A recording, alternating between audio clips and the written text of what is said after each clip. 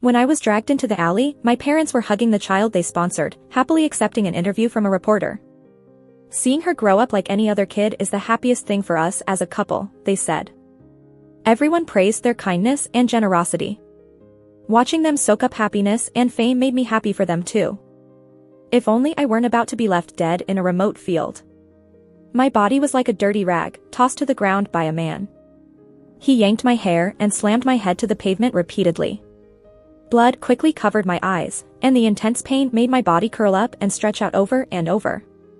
With what little strength I had left, I managed to hit the emergency contact button one last time. The man saw what I did, and his twisted, manic smile grew wider. Ha! Ha! He lay over me, shoving the phone in my face as he taunted me. His rancid breath was against my neck as his rough hands tore through my coat and crept under my skirt. The call connected, and my mom's gritted voice came through the receiver. "Joe, could you stop causing trouble already? Today's the big interview with the Mountain Kids. Lisa's the focus, and I bought her that new dress, what's it to you?" She snapped. "Lisa's sick, even the venue had to be changed. You're so unsympathetic, selfish, and petty, all over a dress." Her complaints completely drowned out my muffled cries for help. Then a girl's voice chimed in from the other side. "Mrs. Smith, don't scold Joe. She didn't do as well as me in school, and without an interview, it must feel bad. Lisa, don't stick up for her. She's spoiled rotten and hasn't had any hardships," my mom said. "Mrs. Smith, I don't want you and Joe to have any issues because of me. Lisa, you're just too considerate." My mom hung up. The dial tone echoed like the bell of doom. The man smashed the phone to the ground, the shattered pieces crushing any last hope I had. My chest was filled with hatred. Hatred for ever trusting them, for making them my emergency contacts. Hatred knowing that every kid they sponsored was more important, yet I still held on to hope for them. The night dragged painfully on, each second felt like a slow death.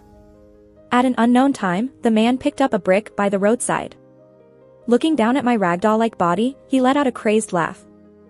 He brought the brick down on my head. Each heavy blow felt like it was breaking through my very essence, the metallic taste of blood flooding my senses. I was like a stray dog, clinging to life. My chest shivered and convulsed violently until the brick landed on my head a second, then a third time. The night was terrifyingly dark, and I could no longer feel pain. Only the cold blood tears on my face stung my skin.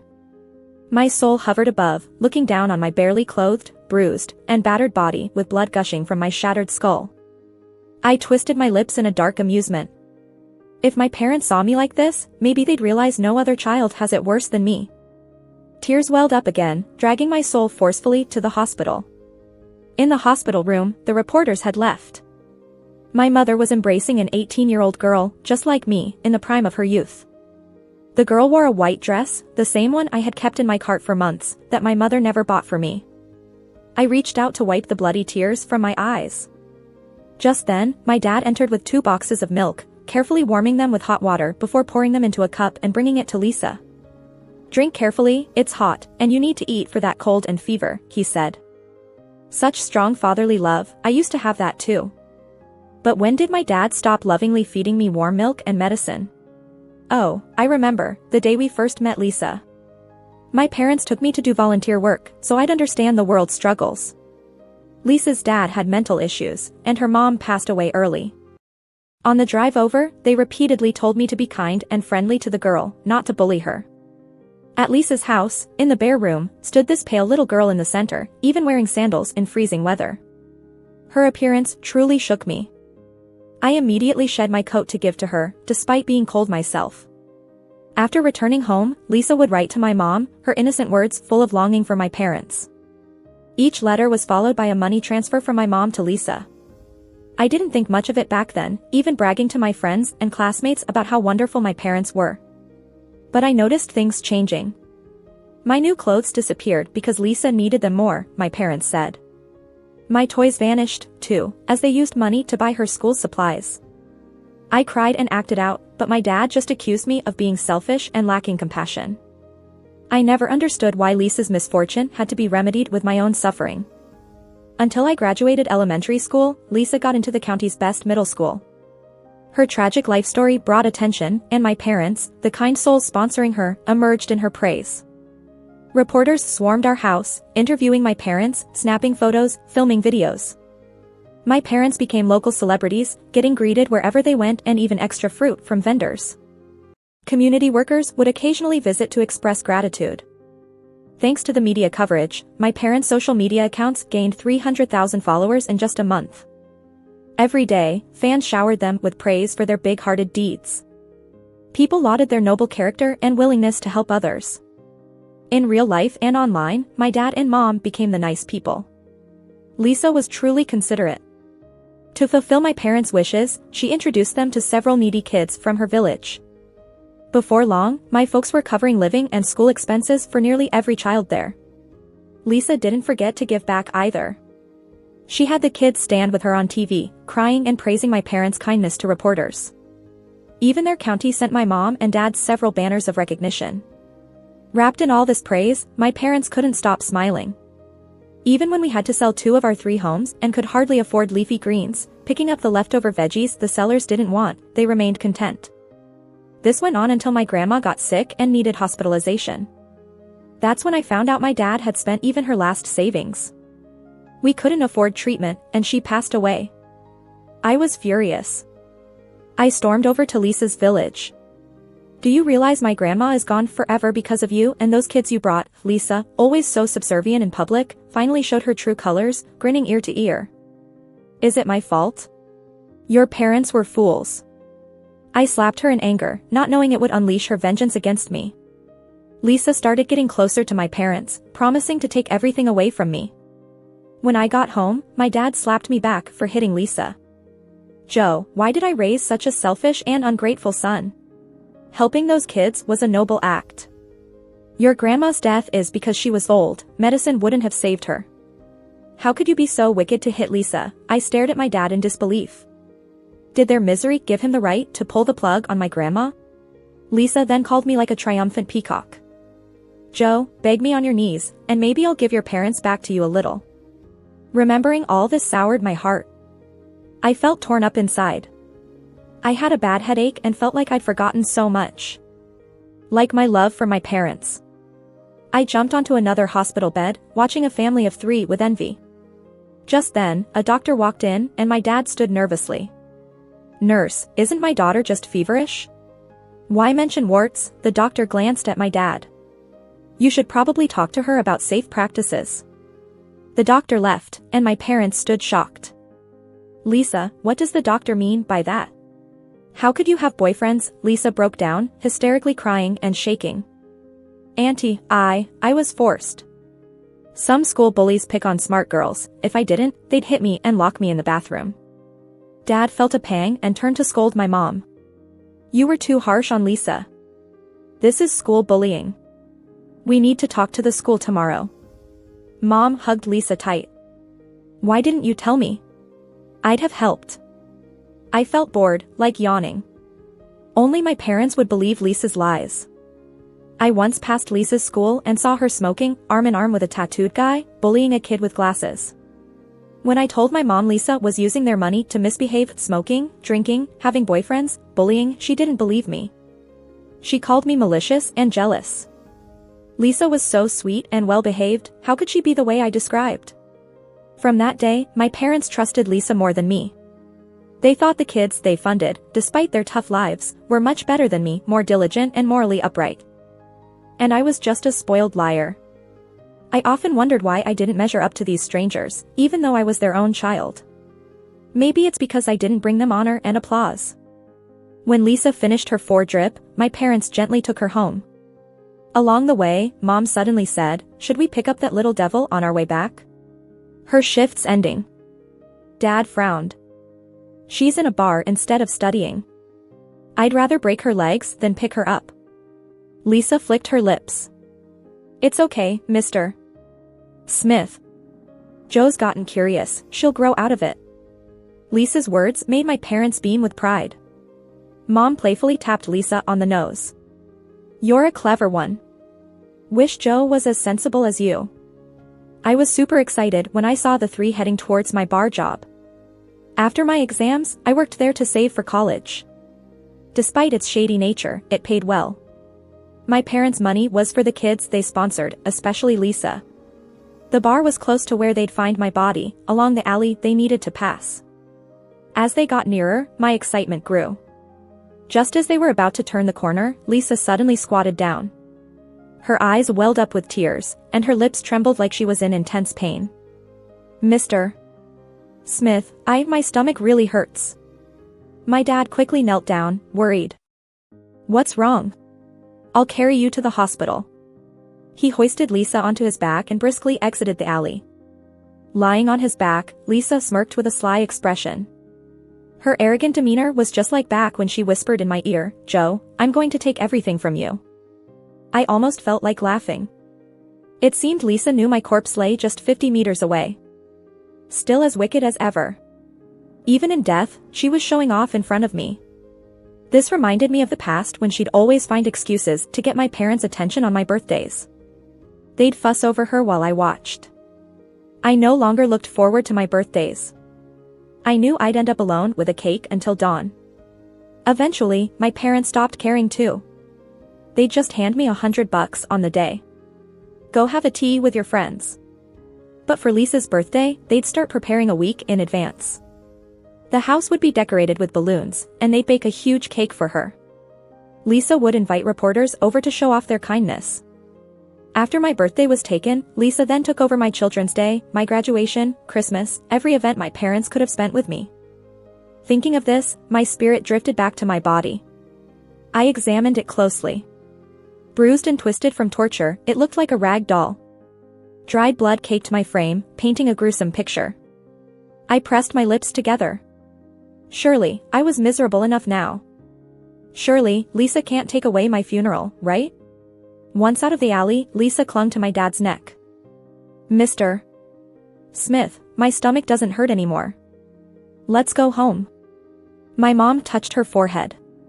"Silly child, don't bear the pain. If you need to go to the hospital, just go. Don't save our money." Lisa pouted, "Thank you, Mrs. Smith. Meeting you has been the luckiest thing in my life." Her words brought tears to my parents' eyes. Back home, Dad gingerly set Lisa on the couch. Seeing the empty dining table, he burst into anger. "What's wrong with Joe? Too lazy even to make dinner?" Mom sighed, "It's not just dinner. The laundry and cleaning haven't been done either. I've never seen such a lazy child. What happened to her?" In the past, I would have shouted, "Why me? Why doesn't Lisa do it? She needs to study, and I don't?" Whenever I said that, Dad's hands would tremble in anger. "Joe, is your grade better than Lisa's? Think you're superior just because you're in a top school?" Mom, eyes red, would chime in, "Joe, is your heart made of stone? Can't you see Lisa needs more time to study to get good grades?" Thinking of this, a sarcastic smile crept up my face. Back then, Lisa moved into my house first year of high school, claiming the dorm hampered her studying. She then insisted she needed my sunlit room. Even made me clean her room, wash her laundry, even her underwear, all to not hinder her studies. But only I knew her grades were photoshopped. A classmate told me Lisa's scores were terrible, though her report card always came back nearly perfect. At times, on the brink of madness, I'd call Lisa a fraud. She'd cry, "Mr. and Mrs. Smith, Joe doesn't like me. Let me leave. I'd rather be beaten to death by my crazy dad than upset Joe." Each time my parents would unleash their fury on me. Even when I captured proof of Lisa faking her report card. They only believed Lisa's tears. Eventually, I realized. It's not that they didn't believe me, but they didn't want their perfect fantasy shattered. At least I no longer need to prove myself. I'm just a corpse now, aren't I? Just then, Dad's phone rang. The call was from the bar manager. "Hey, is this Mr. Smith?" "It's the manager from the bar. Why didn't Joe come to work today?" Already fuming, Dad lost it, yelling at the manager before ending the call. Mom came out with 2 plates of dumplings. "Calm down, I'll call her." Dad scoffed, "What for? I've never seen such a thoughtless child. Disappears without telling her parents. Just then, Lisa approached. Maybe she's at her boyfriend's. Sorry, I'm just guessing, Mr. Smith. Dad turned to Lisa, tell me what's going on. Lisa hesitated, please don't tell her I said this. I once saw Jo kissing some old guy by a fancy car. Do you think Jo's selling herself for money? She's always been vain, and gets mad if you buy me stuff. Her words ignited Dad's rage. He grabbed his phone to call me. Watching this, I laughed. He'll never get through. My phone was shattered by the devil. Seeing he couldn't reach me, he grabbed his coat, ready to search for me. For he shouted angrily, if I find Jo tonight, I'll break her damn legs.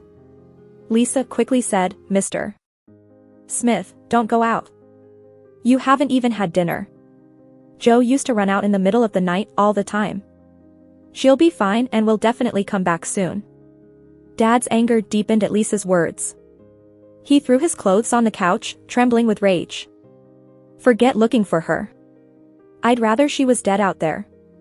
I raised an eyebrow. Aren't I dead out there already? I didn't want to hear my parents yell at me anymore. I returned to where my body lay. I gently touched each wound on my body. It hurts, doesn't it? Like being sliced and slashed. It hurts me too. Let's have different parents next life, okay? As soon as I said that, tears of blood slipped down my cheeks, spilling onto my battered head, creating white ripples. Oh, that's my brain matter. The night gradually faded, and golden sunlight filled the alley. An early rising sanitation worker discovered my body. Horrified, they screamed several times and called the police in distress. The cops arrived quickly, roping off the scene. A crowd gathered, eager to see the spectacle. I felt like an observer, watching people gesture at my body animatedly. And then, I saw my parents standing at the back of the crowd. They were whispering, looking at me covered in a white sheet. This girl must have been up to no good, out late at night. No wonder something terrible happened to her. Exactly, clearly her parents didn't raise her right. I nodded enthusiastically. Yeah. My parents never taught me. They were too busy teaching other girls. As soon as my parents got home, Lisa rushed over. Mrs. Smith, Mr. Smith, did you find Jo? Dad, still fuming, said, don't even talk about it. We passed by a crime scene, the police had the place roped off. Mom added, Lisa, don't go out at night. And Jo? Wait till I get my hands on her. She's always out causing trouble. She'll end up like that dead girl one day. Suddenly, Dad pulled out an admission ticket from his pocket. Almost forgot, we can check the college entrance exam results today. Lisa looked panicked. Mrs. Smith, Mr. Smith, maybe I should check mine back at school. Dad cheerfully sat down at the computer. You've worked so hard these past 3 years. Your grades won't be bad. Don't worry. Ignoring Lisa's protests, Dad entered her exam number. When they saw the red number 287, both froze. Lisa began to sob. Oh no. How could I have done so poorly? Lisa slapped herself. I'm so sorry, Mrs. Smith, Mr. Smith. I got my period during the exam and blacked out from the pain. Dad stammered, Lisa, it's okay, we can repeat the year if needed. Mom nodded, yes, we can always repeat the year.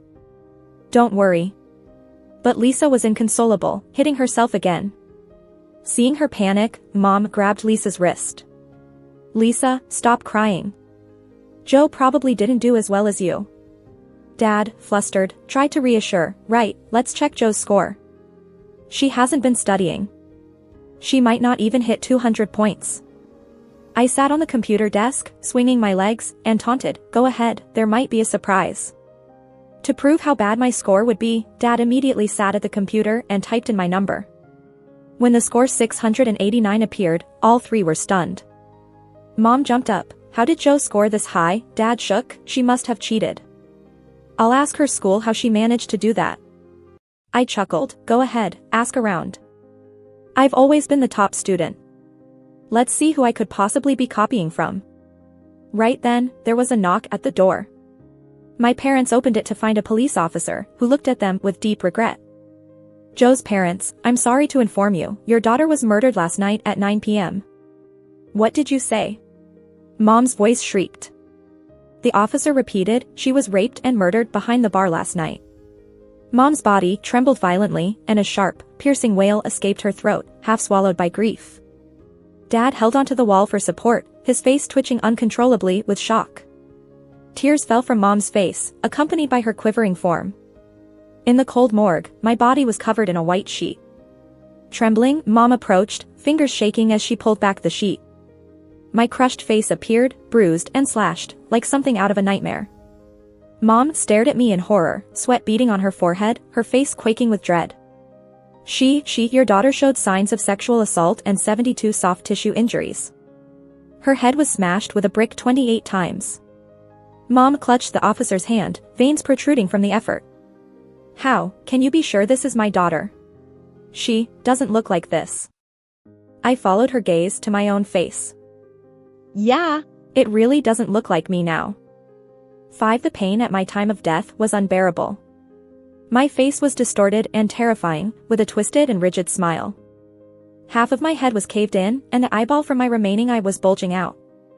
The cop sympathetically patted her hand. I know this is hard for you to accept.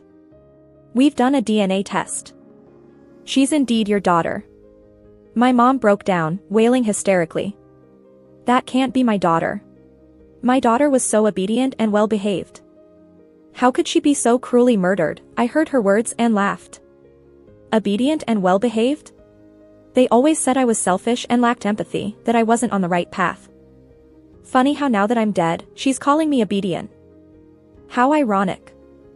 At that moment, my dad arrived at the morgue, supported by Lisa. He had the same reaction as my mom upon seeing my body. His fingers trembled. Officer, the cop quickly steadied him. Please, stay calm. I only have one daughter. My daughter, my dad's voice was raspy and mournful, much like a heartbroken father who had lost his child. Mr. Smith, don't worry. We'll do everything we can to catch the murderer. I need to ask, did your daughter call Mrs. Smith before she died? Did she say anything? From our investigation, she was likely with the killer then. The cop's words left them both in shock. My mom, with her neck stiff, couldn't swallow her sobs. She must have remembered that call where I asked her not to fuss over a newly bought dress. My dad, shivering and tearful, silently sobbing, remembered the interview with reporters, urging my mom to hang up. In the dead silence, my dad suddenly collapsed backward, his eyes wide open. I kinda wished the cop knew that my parents ignored their daughter's cry for help because they were taking an 18-year-old kid from the mountains to the hospital for an STD. When my dad came around, it was already night. I watched from the window as Lisa comforted my parents. My dad, trembling, said, Lisa, thank you. Without you, I don't know how I'd get through this. Lisa shook her head. Mr. Smith, don't worry. Even though Joe is gone, I'll always be your daughter. Tears streamed down my dad's face as he tightly held Lisa's hand. My mom looked at Lisa appreciatively. It's so nice to have you, Lisa. I watched the three of them, together in their comforting scene. A mocking grin on my lips. Wonder what happens when my parents find out who's responsible for my death. Will they still be thankful to Lisa? Being a criminal case meant my story got a lot of attention. Not just local news, but entertainment news and media folks all wanted in on the scoop. I watched my parents appear on camera again, holding their heads high. See, I can get my parents on the news too, right? Lisa worked to make them quickly forget about me, bringing in all those kids my parents sponsored. They laughed and cried with my parents. Watching my home busier than when I was alive, I nodded with satisfaction. Perfect, losing their real daughter replaced by so many other kids. Lisa even reached out to reporters to share all the good deeds my parents did over the years. The reporters got all excited.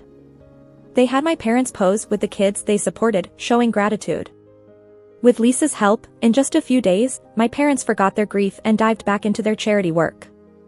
Even when the police called about updates on my case, they brushed it off, saying they were too busy to talk. Until one day, Lisa and some kids from her village took my parents to a real estate agency. I laughed until tears rolled down my face.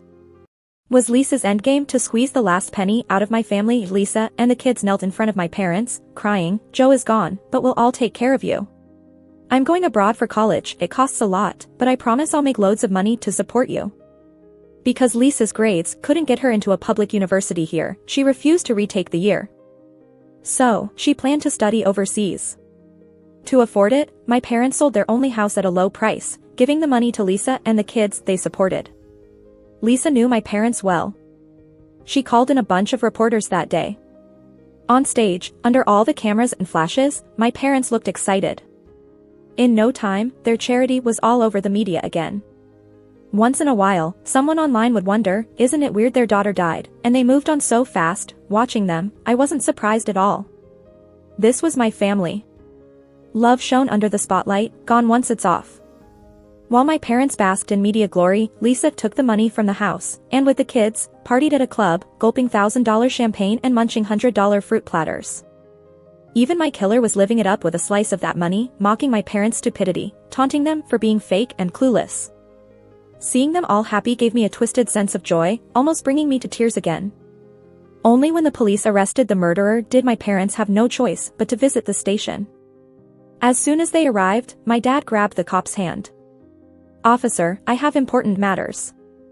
I trust you with my daughter's case." 6. The cop's brows shot up. "What are you at ease for? Your daughter's death was brutal. Us police officers have been staying up all night to bring the criminal to justice. And yet, when we ask you to come in for questioning, you don't bother showing up. What could possibly be more important than your own daughter's case?" Just then, Lisa stepped in front of my mom and dad. "Officer, don't blame them. They've been helping other kids in need these past few days." The cop smirked. "All right, fine. In that case, all of you, come with me to the interrogation room." I couldn't even bear to look at those three, so I drifted over to the interrogation room. Inside sat Lisa's biological dad. Seeing the man brought back memories of that night, pain, humiliation flooding my mind. I clenched my fists, wanting nothing more than to tear him apart. The cop slammed the table. "Why did you kill Joe?" The handcuffed man had spit dribbling from his lips, looking deranged. "She was my wife." The cop's anger erupted as he tossed a psychological evaluation report in front of the man. "Stop pretending. You're not mentally ill." The man couldn't keep up the act, wiping away his twisted smile, and instead let out a creepy chuckle. "You might want to ask my daughter about that. She said Joe was a nuisance, and I could do whatever I wanted. Without her help, I might not have managed it. Officer, it's not all my fault." That familiar grin sent shivers down my spine. That's the face he had when he raped me. My parents had been helping Lisa in the first place because they thought her dad was mentally ill and had a tragic past. What would happen if my parents knew the truth? Or if reporters found out? Thinking about it made me excited. I floated to the police station lobby, bustling now with commotion.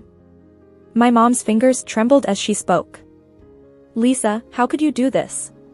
We supported you, even sold our house to send you abroad, and this is how you repay us? Your dad killed my daughter." Lisa dropped to her knees, pleading. "Mom, I didn't know, I never thought he'd do something like this. He's mentally ill," he wasn't thinking. My dad pushed Lisa aside. "The police said your dad's not mentally ill. You and him have been lying to us from the start." "Oh, someone tell me, how could you be so cruel?" Lisa, realizing she couldn't keep up her act, stood up. For the first time, she showed her true colors in front of everyone. "Why are you yelling at me? What have you got to do with me, you old witch?" My mom looked at Lisa, shocked.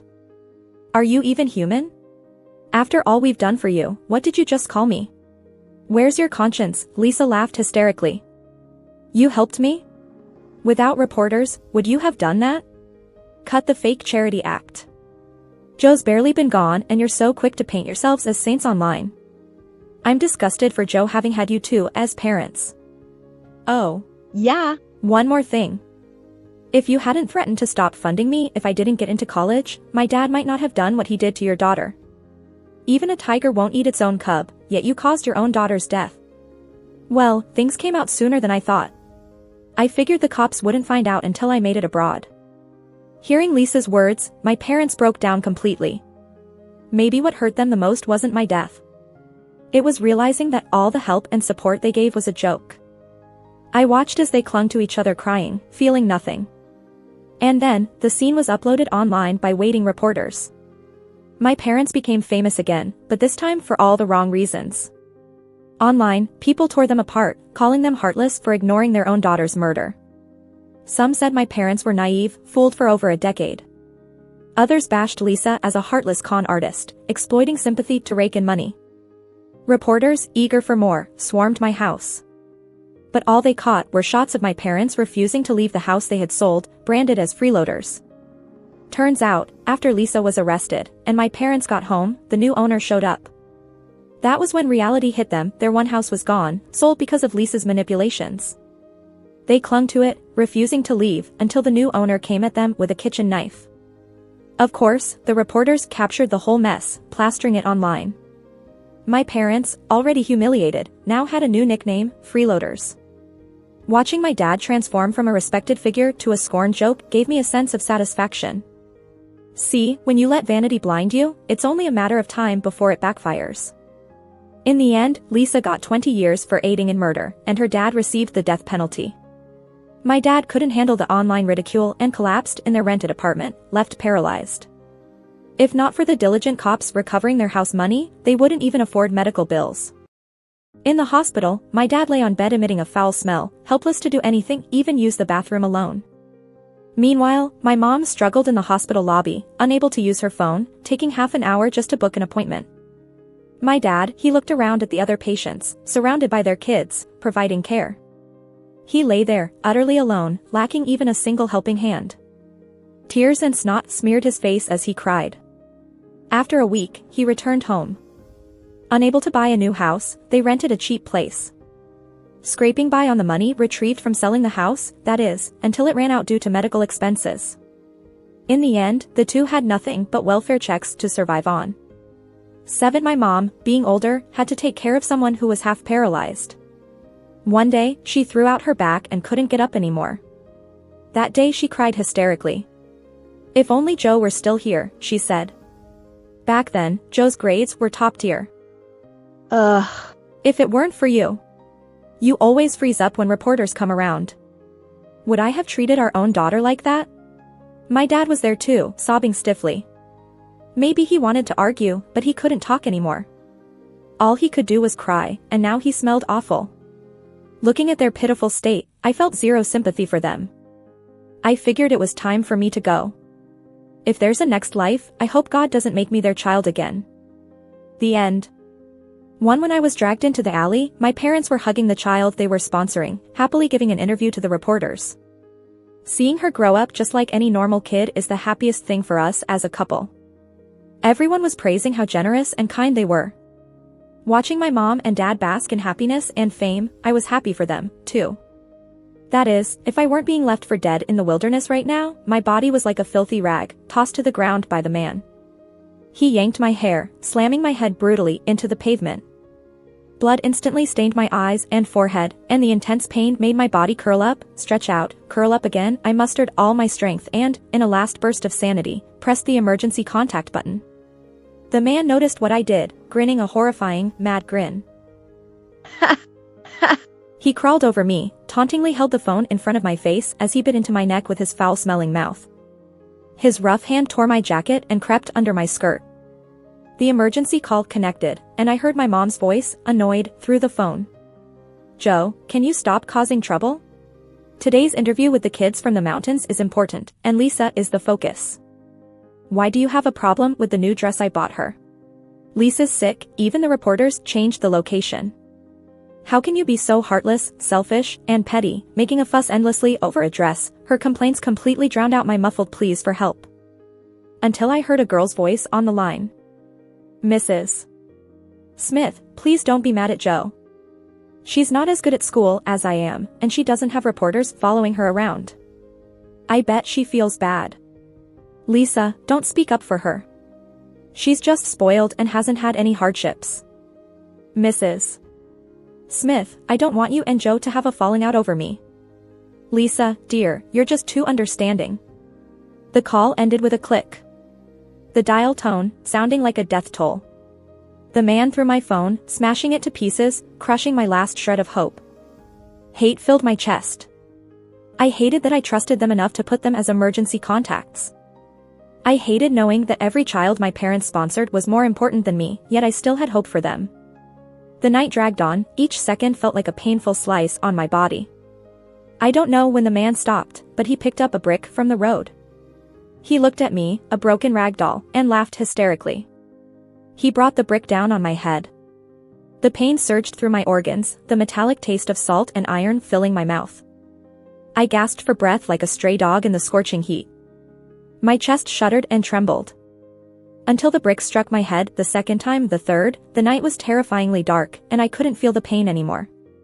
Only the cold blood and tears on my face stung my skin. My soul drifted up above. I saw my body, exposed, bruised all over, my head a bloody mess. In a twisted way, I curled my lips. I wondered if my parents saw me like this, would they still think other kids were more pitiful than me? Fresh blood tears streaked my face again, and my soul was yanked forcefully into a hospital. In the ward, reporters had already left. My mom was hugging a girl, looking about my age. She was 18, wearing a white dress I had in my shopping cart for months, which my mom never would buy for me. I gently wiped the blood tear from the corner of my eye. Just then, my dad walked into the room. He was carrying 2 boxes of milk, carefully heating them with hot water, tearing them open, pouring them into a cup, and holding it to Lisa's mouth. "It's hot, drink it carefully. When you're sick and have a fever, you need to eat something." Such fatherly love, which I once had. When did my dad stop taking care of me with such attention? Oh, I remember. It was the day he first met Lisa. My parents had taken me to volunteer, thinking I needed to learn about hardship. Since Lisa's dad was mentally ill and her mom had passed, on the way there, they kept telling me to be nice to Lisa, not to bully her. When we reached Lisa's house, looking at the barren walls, seeing Lisa small and pale standing in the middle of the rundown house, and especially noticing her wearing sandals in below freezing weather, it hit me hard. I immediately took off my down jacket and gave it to her, even though I was cold too. After we got home, Lisa would write letters to my mom every few days, childish words full of longing for my parents. Each time she wrote, my mom would send her money. I didn't think much of it back then. I even bragged to my classmates and friends about what good people my parents were. But I started noticing the changes. I didn't get new clothes anymore because Lisa needed them more. My toys were gone because Lisa needed school supplies. I cried, I made a scene. My dad scolded me for being selfish, for lacking empathy. But I never understood. Lisa's misfortune wasn't my fault, so why did I have to suffer for her to be happy? By the time I graduated elementary school, Lisa got into the best middle school in their county. The local news picked up her story, and my parents, the kind-hearted sponsors for her education and life, were highlighted in Lisa's praises. Reporters swarmed our house, interviewing my parents, taking pictures and videos. My parents became local celebrities, getting greetings everywhere, extra fruit at the market. Sometimes, community workers would visit, thanking them profusely. Their personal accounts even gained 30,000 followers that month because of all the media coverage. Every day, fans leave comments praising their great generosity. They commend them for their noble and helpful nature. My mom and dad became known as kind-hearted people both online and offline thanks to all that admiration. And Lisa, ever the dutiful daughter, went ahead and introduced several poor kids from her village to them, fulfilling their wishes. In time, my parents took on the living and school expenses for nearly all the children in Lisa's village. Lisa didn't forget to repay them for their kindness. She and the village kids appeared on TV, crying to reporters while praising my parents' big hearts. Even the county recognized them with several banners of honor. Caught in the whirlwind of compliments, my parents smiled more often. Even after selling almost all our houses, leaving just one old and shabby place, they were okay. Even when we couldn't afford fresh veggies and had to collect leftovers from vendors, they still found joy in it all. I didn't realize the extent of it until my grandma fell ill and my dad had spent all of her savings. She passed away without receiving medical treatment because we couldn't afford it. I was furious, and I stormed off to Lisa's village. "Do you realize," I yelled at her, "because of you and these kids, my grandma's gone forever." This girl, who was always so humble in front of others, finally showed her true colors, smiling brightly. "Is that my fault?" Your parents were just foolish. I couldn't hold back. I slapped her. That slap enraged Lisa, sparking her need for revenge. She started getting closer to my parents, swearing she'd take everything from me. When I came home that day, my dad returned the slap. Joe, how did I raise such a selfish, ungrateful person? I helped those kids out of kindness. Your grandma was old, no matter the treatment, she wouldn't have lived long. Do you understand? You were wicked enough to hit Lisa. I stared at my father in disbelief. Did their plight justify letting my grandma die? Lisa, feeling victorious, called me after it all. Joe, get on your knees and beg. I'll slowly return your parents to you. As I thought about the past, a bitter, sharp pain gripped my chest. My head ached, maybe it was just my imagination, but it felt like I'd forgotten so much. Like my love for my parents. Suddenly, I jumped onto another hospital bed, swinging my legs, watching a happy family scene. Just then, a doctor came in, and my dad nervously stood up. Nurse, she only had a fever. Why is it a wart issue? The doctor glanced at him. Maybe advise your daughter on fewer boyfriends and give her a bit of sex education. As the doctor left, my parents, alarmed, stood up. Lisa, what does that mean? How do you have a boyfriend? Lisa broke down, sobbing hysterically. Auntie, I was forced. At school, there's a gang picking on good students. If I didn't comply, they'd beat me and lock me in the bathroom every day. My dad tensed and turned sharply to my mom. See what you did? Lisa's going through school bullying. We need to talk to the school about this. My mom, heart aching, hugged the girl. Lisa, why didn't you tell me? I would have helped. Meanwhile, I was bored to tears, ready to fall asleep. School bullying? Only my parents would buy Lisa's nonsense. Once, passing Lisa's school, I saw her smoking with a tattooed boy, bullying a glasses-wearing kid. I came home and told my mom that Lisa was squandering their money, smoking, drinking, dating, and bullying others. My mom didn't believe me and called me spiteful and jealous. Lisa always seemed so well-behaved, how could she be anything but? That's when my parents no longer trusted a word I said. Every child they helped came from tragic backgrounds but was better than me, more diligent, and more virtuous. I wondered why, even as their own, I couldn't compare to these outsiders. Maybe because their biological child didn't bring them honor and applause. Lisa, finished with her 4, was carefully escorted home by my parents. On the way, my mom suddenly suggested, why don't we pick up that wayward daughter of ours? It's her off time. My dad frowned. That wayward child works at a bar, I should break her legs, not pick her up. Lisa smiled sweetly. Come on, Mr. Smith, no grudges between you guys. Joe's curious, always trying new things. She's just a bit naive now. Lisa's words instantly cheered my parents up. My mom playfully tapped Lisa's nose. You're such a smart cookie, always know how to make him happy. If only Joe were as sensible as you. Seeing them head towards my bar job, I got excited. After high school, I worked in a bar to save for college expenses. Though chaotic, it paid well. My parents needed their money for their sponsored kids, especially Lisa. The bar was near where I died. They had to pass by that alley. As they neared, my anticipation grew. But just as they rounded the corner, Lisa suddenly crouched down. Her eyes brimmed with tears and her lips quivered like she was in unbearable pain. Mr. Smith, my stomach hurts. My dad quickly squatted down, worried. What's wrong? Let me carry you to the hospital. He lifted Lisa onto his back and hurried out of the alley. Lisa, lying on his back, smirked defiantly. She looked just like she did when she used to whisper in my ear, Joe, I'll take everything from you. I almost wanted to laugh. Seems like Lisa knew my lifeless body was just 50 meters away. Still as cruel as ever. Even now, she can't help but show off in front of me. I remembered the past, how Lisa used to make up excuses to get my parents' attention on my birthdays, leaving me alone with my cake till dawn. Over time, my parents stopped caring too. They'd just slip me $100 on my birthday, saying, go have some tea with your friends. But when it was Lisa's birthday, they'd start preparing a week in advance, decorating the house with balloons and baking her a huge cake. Lisa would always invite reporters, showcasing their kindness. After stealing my birthday, she took my childhood, graduation, Christmas, every moment with my parents. Thinking about it, I drifted back to my body. I looked at my twisted, tortured form, blood dried on my skin. A terrifying, pitiful sight. I bit my lip. Guess I'm miserable enough now. Lisa can't take my funeral, can she? Once out of the alley, Lisa clung to my dad's neck. Mr. Smith, my stomach doesn't hurt anymore. Let's go home. My mom touched Lisa's forehead. Silly girl, don't hide your illness. Go to the hospital if you need to. Don't save money for Mrs. Smith. Lisa pouted. Mrs.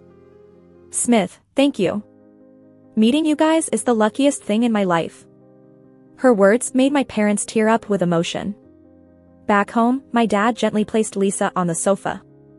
Seeing the empty dinner table, he burst out in anger. Where is Jo?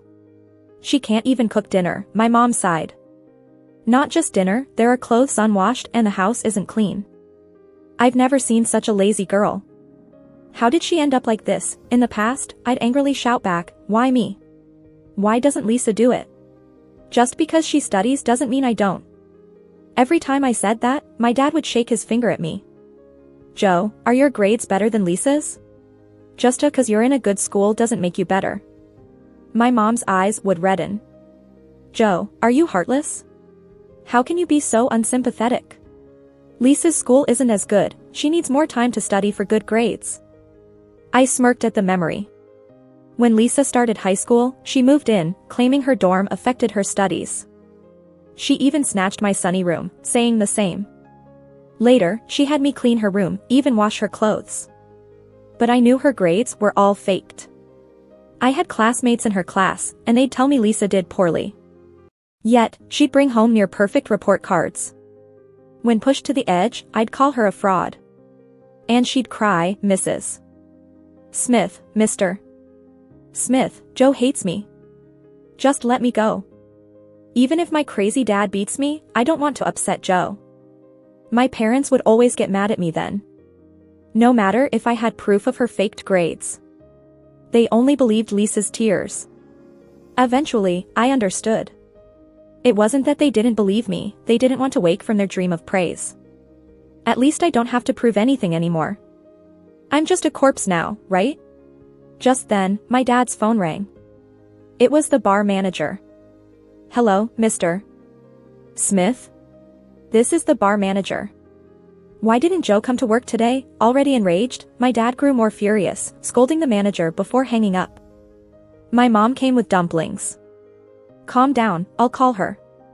Dad scoffed. Why call her? I've never seen such an inconsiderate child. She left without a word. Lisa approached. Maybe Jo went to her boyfriend's? Sorry, Mr. Smith, I'm just guessing. Dad turned to Lisa. Tell me what's going on. Biting her lip, Lisa murmured, Mr. Smith, you didn't hear this from me, but I saw Jo kissing some older guy by a fancy car. You think Jo sold herself for money? She's always been vain, mad whenever you bought me something. Lisa's words ignited my dad's anger.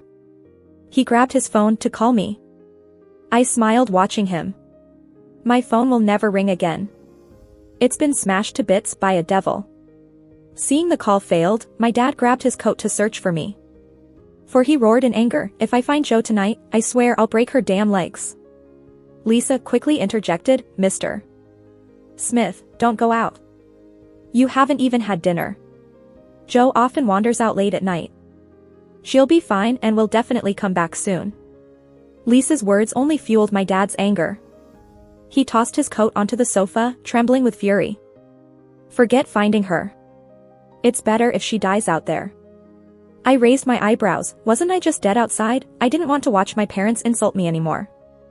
I went back to my body. Carefully, I touched every wound on my corpse. You're hurting, right? Like being slashed by knives. It must be.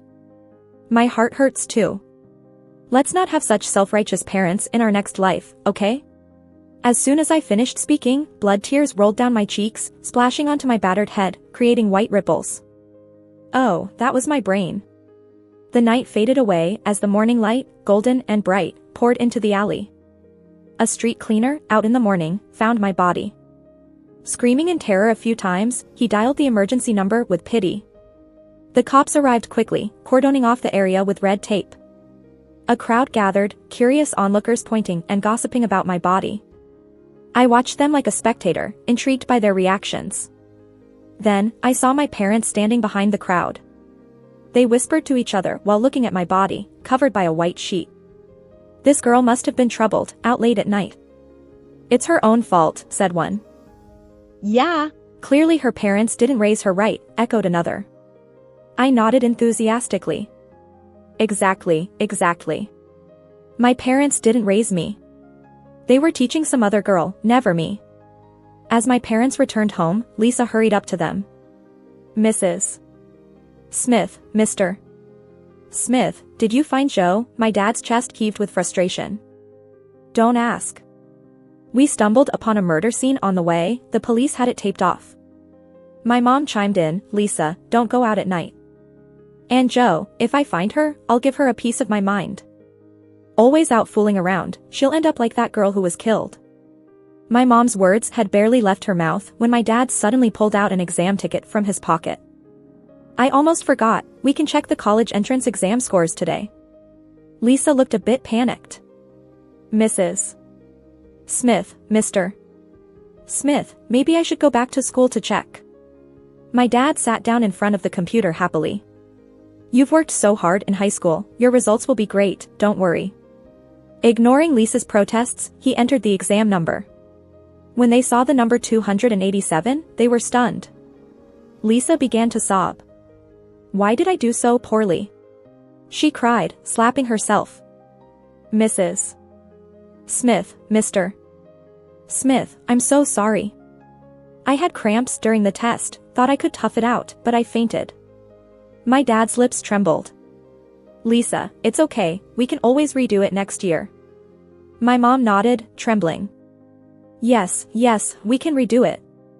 There's no need to rush. But Lisa, not listening, slapped herself again. Watching Lisa's anxiety and pain, my mom grabbed her wrist. Lisa, don't cry. Joe probably did worse than you. My dad, panicked, came to his senses. Right, let's check Joe's score. She never studies.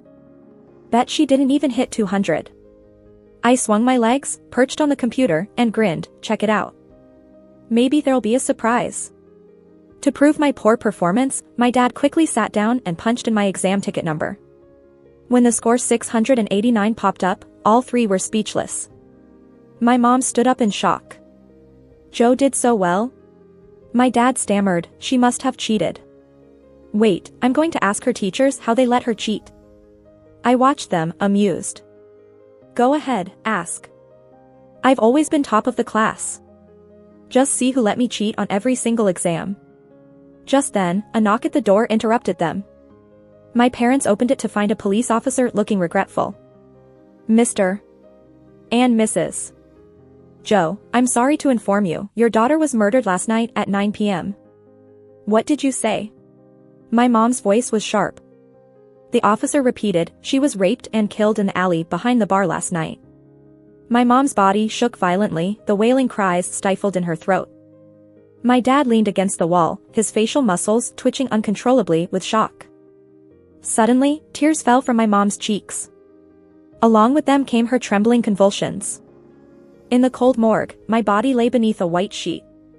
Trembling, my mom walked to my bedside.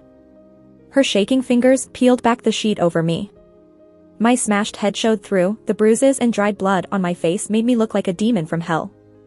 Horror filled my mother's eyes, sweat beading her forehead, her face twitching in shock. Your daughter was assaulted before her death, with 72 soft tissue injuries, and her head was struck 28 times with a brick, said the officer. My mom gripped the officer's hand fiercely, her veins bulging.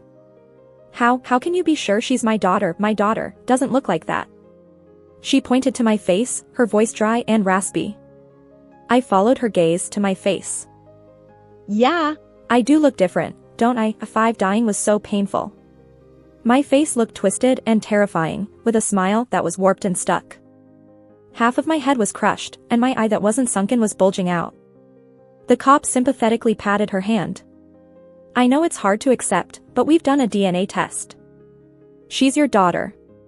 My mom broke down, sobbing hysterically. How could this be my daughter? My daughter was so obedient and well-behaved. How could anyone murder her like this? Hearing her words, I couldn't help but laugh. Obedient and well-behaved? They always said I was selfish, said I had no empathy, said I wouldn't amount to much. Funny how in death, she suddenly painted me as this perfect child. It's ridiculous. Just then, my dad walked into the morgue with Lisa's help. Seeing my body, he reacted just like Mom. His fingers trembled. Officer, he stalled. The cop quickly supported him. Please, try to stay calm. I only had one daughter, my daughter. My dad's voice was hoarse and mournful, sounding exactly like a father deeply in pain over losing his child. Mr. Smith, don't worry, we'll do our best to find who did this. Can I ask, did your daughter call Mrs. Smith before she left us? What did she say? We believe she was with the killer when she called. The officer's words left them both stunned. My mom choked up, her cries lodged in her throat, unable to get past. She must have remembered the call. She told me not to pester her about a new dress. Dad's body shook, weeping silently. He likely remembered hurrying my mom to end the call because of a reporter's interview. A deadly silence settled. Suddenly, Dad fell back stiffly, eyes wide and round. I felt a bit of pity, wishing the cop knew. My parents ignored their own daughter's cry for help because they were taking kids from the mountains for STD checkups at the hospital. When Dad woke up again, it was night already. I sat on the windowsill, watching Lisa comfort my parents. Dad's fingers shook. Lisa, thank you. Without you, I couldn't get through this. Lisa shook her head. Mr. Smith, don't worry. Even with Joe gone, I'll always be your daughter. My dad broke down in tears again, holding Lisa's hand tightly. Mom looked at Lisa gratefully. It's so good to have you, Lisa. I watched their usual warm display with a mocking smile. I wonder if they'd still be grateful to Lisa once they find out who killed me. Because of the criminal case, my situation got a lot of attention. It wasn't just covered in local news. Gossip columns and online media were quick to report it too. I watched my parents on camera again, proud, chest out. See? I'm capable of getting my parents on the news too, aren't I? Lisa, trying to help them get over me, brought every child my parents sponsored to our house. They cried and laughed with them. I nodded, satisfied to see my house more lively than when I was alive. That's great. Lose one daughter and gain a bunch more. Lisa reached out to the reporters, telling them of all my parents' good deeds over the years. The reporters were even more eager. They had my parents pose with their sponsored kids, showcasing their gratitude. Thanks to Lisa's efforts, within days, my parents forgot their pain and dived back into their charity work. Even when the police called a few times to update them on my case, they turned it down, saying they were too busy. Then, one day, I saw Lisa and the kids from her village take my parents to a real estate office. I laughed. I laughed until I cried. So, Lisa's plan all along was to drain every penny from my family. Lisa and the kids kneeled before my parents, crying. Joe is gone, but we'll all take care of you. I need a lot of money for studying abroad, but I promise I'll earn lots later to support you. Since Lisa didn't score high enough for a public university at home and didn't want to study further, she decided to study abroad. To get the money, my parents sold their house for a low price, giving the money to Lisa and the kids they sponsored for years. Lisa knew my parents well enough to invite reporters that day too. On stage, with cameras flashing, my parents' faces glowed with a unique joy. Once again, my parents' big hearts became the media's darling story. Once in a while, someone online would question, isn't it odd they moved on so quickly after losing their daughter? Seeing their behavior didn't surprise me. That's them, parents who thrive under the spotlight, with a home that vanishes when the lights go out. While my parents soaked in media attention, Lisa took my parents' house sale money. She and the other kids my parents sponsored partied in a bar, drinking overpriced liquor, eating expensive platters. Even my murderer had a share of that money, living it up without remorse. They laughed at my parents' ignorance, mocked their false righteousness, and called them fools. Watching them find their happiness brings me joy. Even joyful enough to shed bloody tears. Not until the police caught the criminal did my parents reluctantly go to the station. As soon as he arrived, Dad clutched the officer's hand. "Officer, I have important matters. I'm leaving my daughter's case in your capable hands." 6. The cop instantly furrowed his brow. "What are you so relieved about? Your daughter died in such a horrible way, and we cops have been staying up night after night to bring the criminal to justice. But you? We called you into the station to give a statement several times and you never showed up. What could be more important than your daughter's case?" Right then, Lisa stepped in front of my mom and dad. "Officer, please don't blame my parents. They've been trying to help other unfortunate kids all this time."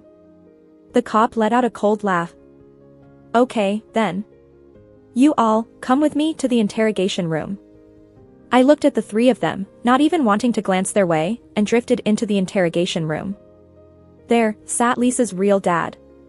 Looking at the man before me, the pain and humiliation from that night flooded back into my mind.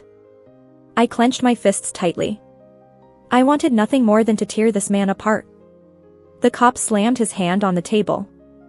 "Tell me, why did you kill Joe?" The man, handcuffed, with drool at the corner of his mouth, wore a sinister expression.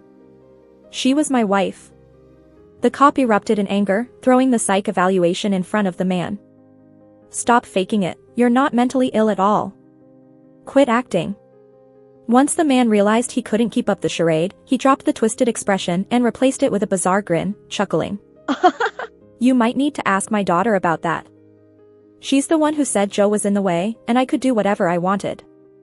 Without her help, I might not have pulled it off. Officer, don't blame me for this." Seeing that familiar smile sent shivers down my spine. That was his expression the night I was raped. My parents initially supported Lisa because of her father's supposed mental illness and tragic past. If my parents learned the truth, if the reporters did, the thought made me restless. I drifted into the police station's lobby, crowded and bustling.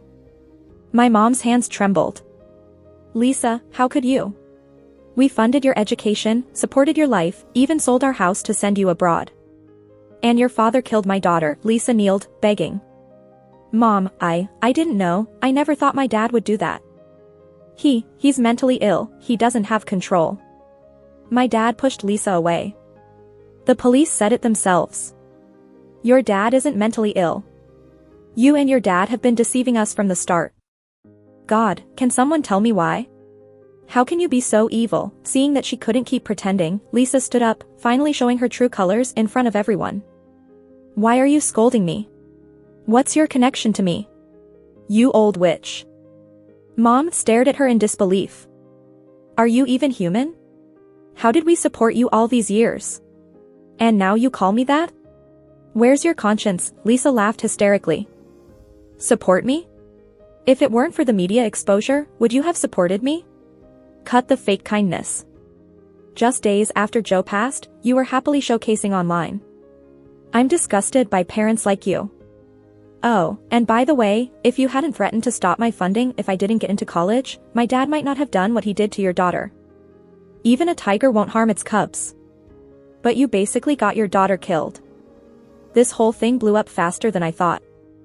I assumed I'd be abroad by the time the police found out." Hearing Lisa's words, my parents were completely shattered. Perhaps what stung the most wasn't my death, but realizing that their years of support had all been a joke. Looking at the two of them, supporting each other in tears, I felt nothing. Reporters had captured the whole scene and shared it online. My parents became infamous. But this time, not in a good way, but through harsh criticism. Online, people viciously attacked my parents, calling them heartless for ignoring their own daughter's death. Some said they were naive for being fooled for years. Others criticized Lisa, calling her heartless and saying she profited from her sob story. Reporters swarmed our house, eager for follow-up stories. But they only found my parents, labeled as deadbeats for squatting in the sold house. Turns out, after Lisa was jailed, the new homeowner came knocking. My parents snapped out of their delusion to realize they had already sold their only home under Lisa's persuasion. Refusing to move, they holed up in the house, causing the new landlord to threaten them with a knife. This incident was also captured by reporters and shared online, adding more shame to their name. Deadbeat. Watching as my dad went from a well-respected man to a deadbeat, a hypocrite, blind to the truth, I felt overjoyed. See? When blinded by vanity, it will eventually backfire. In the end, Lisa got 20 years for inciting and aiding murder, while her dad got the death penalty. Overwhelmed by online abuse, my dad collapsed in the rented apartment and became paralyzed. Without the police recovering his house sale money, they'd have no funds for his treatment. In the hospital, my dad lay on the bed, reeking. Paralysis meant he couldn't even use the toilet on his own.